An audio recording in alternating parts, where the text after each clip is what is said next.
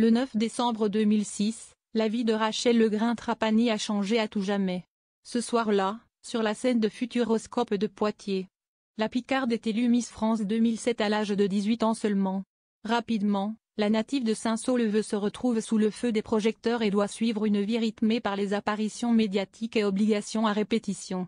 Un statut difficile à assumer pour la jeune. Ce mercredi 25 juin, Rachel Legrin-Trapani était présente sur le plateau de Télématin pour parler de son spectacle Pas si Miss que ça. Au cours de son interview, l'ancienne reine de beauté est revenue sur ses difficultés à gérer son statut de Miss France et révèle même avoir pensé à tout plaquer. Je suis la seule Miss France à avoir fugué.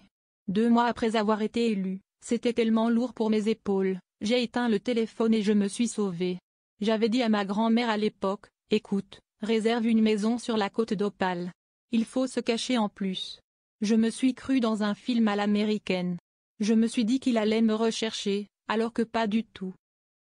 La notoriété était trop importante à gérer pour Rachel Legrin-Trapani, qui, à 18 ans au moment de son élection, voulait retrouver un quotidien classique.